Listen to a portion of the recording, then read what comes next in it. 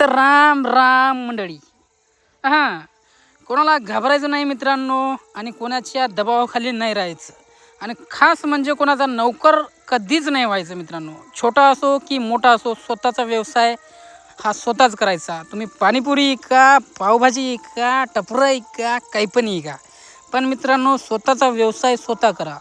लोकांजवळ राहायचाल ना तर तुम्हाला 8 ते 12 तास काम करावं लागेल, पण स्वतःचं जर काम तुम्ही करशाल ना मित्रांनो, तर तुमच्या मनाचे मालक तुम्ही असाल व केव्हा पण ते काम तुम्ही करू शकाल.